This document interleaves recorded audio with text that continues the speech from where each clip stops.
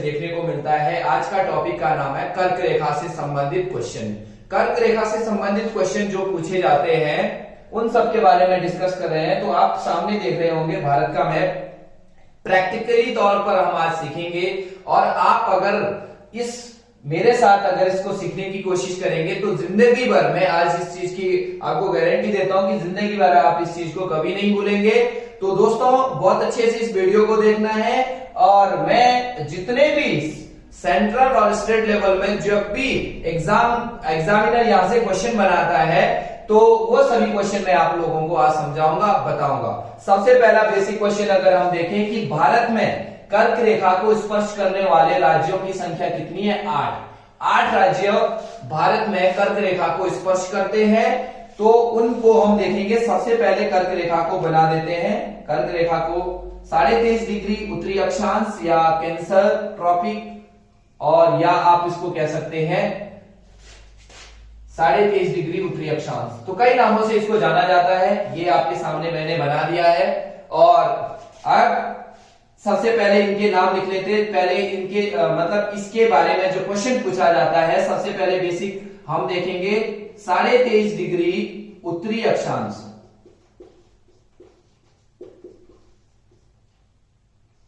23.5 degree उत्तरी अक्षांश के नाम से भी इसको जाना जाता है।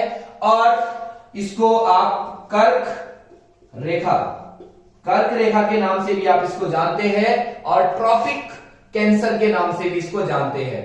ये भारत के 8 राज्यों को स्पर्श करती है। तो यहां से क्वेश्चन आपको हर एग्जाम में मिलेगा। आपको group C, group D, group A और आपके बड़े सिविल के एग्जाम में भी आपको यहां से क्वेश्चन देखने को मिलेगा।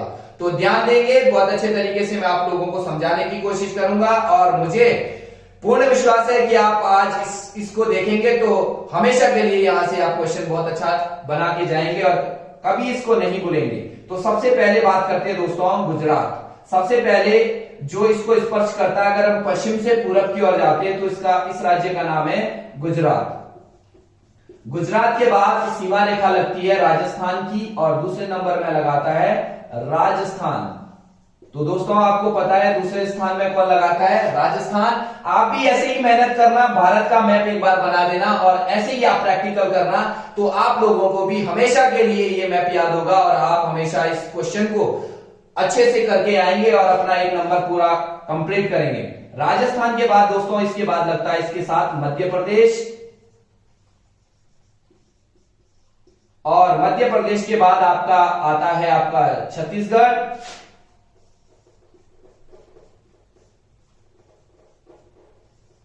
और छत्तीसगढ़ के साथ लगा हुआ आपका झारखंड,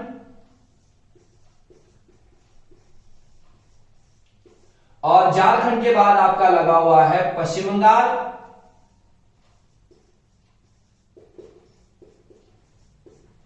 और इसके बाद आपका आता है त्रिपुरा,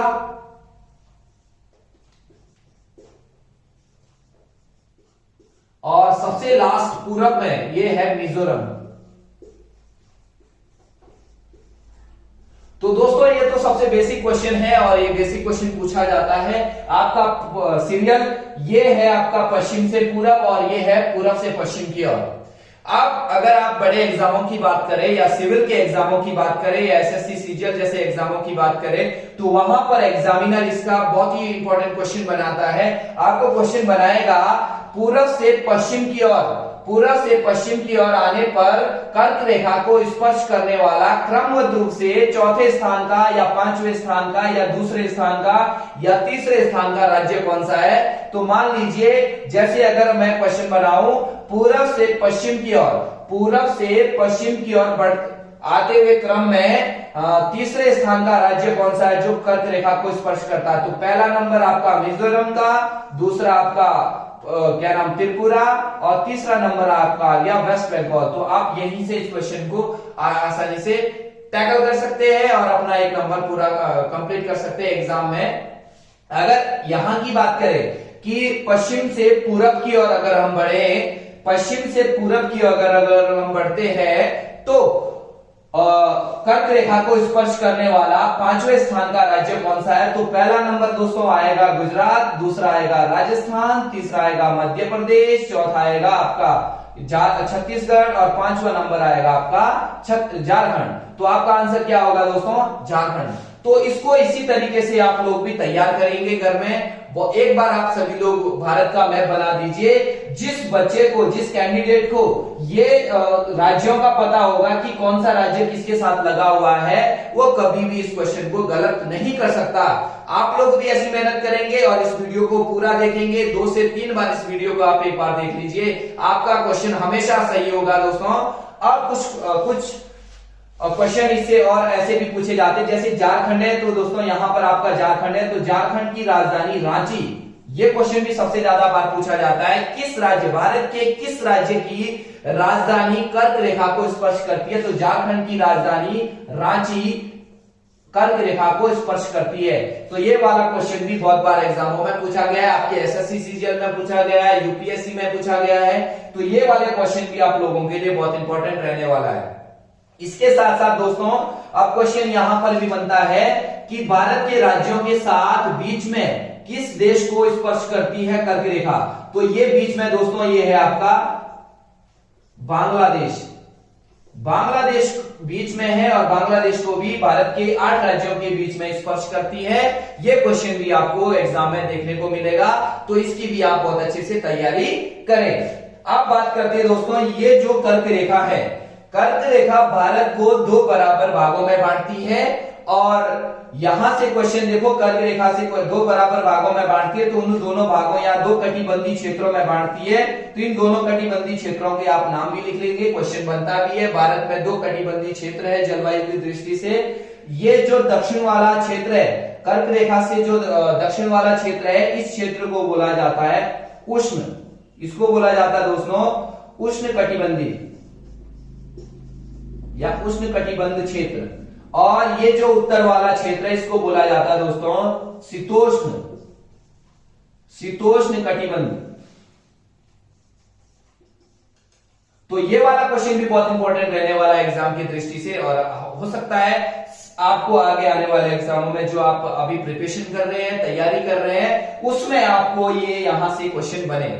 इसके बाद बात करते हैं दोस्तों कर्क रेखा को विश्व की अगर पूरे क्योंकि ये कर्क रेखा सिर्फ भारत में नहीं है, पूरे विश्व में है, इनके बारे में अभी मैं डिस्कस करूंगा। और पहले इस वाले क्वेश्चन को कंप्लीट करते हैं। कर्क रेखा को भारत के गुजरात में माही नदी 2 बार स्पर्श करती है। तो ये वाला क्वेश्चन भी बहुत इंपॉर्टेंट है। माही नदी कर्क रेखा को 2 बार स्पर्श करती है। 2 बार स्पर्श का मतलब है माही नदी यहां से निकलती है, एक बार इसको ये स्पर्श किया फिर वापस आ गई, यानी कि 2 बार इसको टच करती है आपकी माही नदी। ये भी आपके लिए मोस्ट इंपॉर्टेंट क्वेश्चन रहने वाला है, ये क्वेश्चन भी आपसे पूछा जाता है। और दूसरी बात, इस कर्क रेखा पर सूर्य कब चमकता है? क्योंकि आपको पता है पूरे यहां आप देख लेंगे, पूरे अगर हम अक्षांश तथा देशांतर रेखाओं की बात करते हैं पूरी पृथ्वी में है, तो ये दोस्तों जो पूर्व से पश्चिम की ओर जो रेखाएं दी जाती है, इन रेखाओं का नाम होता है अक्षांश। देखो यहां भी मैंने आप नाम लिखा है अक्षांश। तो इन अक्षांशों की कुल संख्या कितनी है? 181। तो ये 181, ये बीच वाली जो मैंने रेखा दी है, इसको 0 डिग्री रेखा, 0 डिग्री अक्षांश रेखा या भूमध्य रेखा या इक्वेटोर लाइन या विषुवत रेखा के नाम से इसको जाना जाता है। फिर से मैं रिपीट कर रहा हूं, भूमध्य रेखा, 0 डिग्री अक्षांश रेखा और इक्वेटोर लाइन या विषुवत रेखा के नाम से इसको जाना जाता है। ये पृथ्वी को 2 बराबर भागों में बांटती है। इससे ऊपर वाला जो क्षेत्र है उसको उत्तर कहा जाता है, इससे जो नीचे वाला क्षेत्र है उसको दक्षिण कहा जाता है, उत्तरी गोलार्ध तथा दक्षिणी गोलार्ध। तो इन दोनों गोलार्धों में 23.5 डिग्री रेखाएं की गई है। इसको बोला जाता है 23.5 डिग्री उत्तरी और इसको बोला जाता है 23.5 डिग्री दक्षिणी, यानी कि मकर रेखा और ये है आपकी कर्क रेखा। तो इस कर्क रेखा पर जिस क्वेश्चन पर हम डिस्कस कर रहे हैं, क्योंकि पूरे 365 दिन सूर्य इन्हीं 3 रेखाओं पर लंबवत चमकता है। और आपको पता है अगर कर्क रेखा की बात करें या उत्तरी गोलार्ध की बात करें तो 21 जून को उत्तरी गोलार्ध का सबसे बड़ा दिन होता है, क्योंकि 21 जून को इस रेखा पर सूर्य लंबवत चमकता है। तो ये वाला क्वेश्चन भी मैंने आपको यहां पर मेंशन करवा दिया है और मुझे भरोसा है कि आप लोगों को यहां से संबंधित जितने क्वेश्चन बनते हैं group C, group D, group A और आपका सिविल तक के जो क्वेश्चन बनते हैं वो मैंने दोस्तों आज यहां पर डिस्कस किए हैं। और मैंने ज्यादातर मैक्सिमम एग्जामों में देखा है यहां से क्वेश्चन 100% बनता है। तो 100% गारंटी के साथ आप इसको तैयार करें। और दोस्तों अगर आप लोग इस फाउंडेशन एकेडमी के YouTube चैनल को अगर सपोर्ट करेंगे, सब्सक्राइब करेंगे, लाइक करेंगे, कमेंट करेंगे, हाँ आप इस टॉपिक के ऊपर कमेंट जरूर करना कि आपको ये कितना अच्छा लगा या कितना बुरा लगा, ये जरूर अपना फीडबैक दे ताकि मेरी एनर्जी आने वाली वीडियो के लिए बहुत बनी रहे। और मैं कोशिश करूंगा उत्तराखंड से संबंधित और आपका सेंट्रल लेवल से संबंधित जो जीएस और अन्य जितनी भी सब्जेक्ट है, आपका उत्तराखंड, आपका हिंदी, आपका जीएस के सारे सब्जेक्ट, सभी सब्जेक्ट के मैं ऐसे मोस्ट इंपॉर्टेंट टॉपिकों के वीडियो आपके सामने लेके आऊंगा।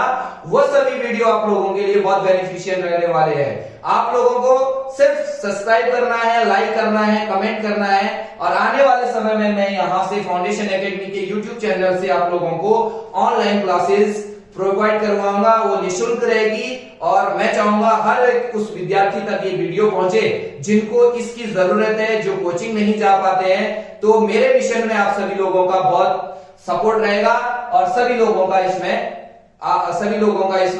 सहयोग बना रहेगा। तो हमारा YouTube चैनल आपको बहुत ही ऐसे इंटरेस्टेड टॉपिक के साथ वीडियो लेके आएगी। नेक्स्ट वीडियो मेरा इसी से संबंधित रहेगा, ज्योग्राफी का रहेगा, फिर पॉलिटिकल साइंस का रहेगा, फिर हिंदी का रहेगा।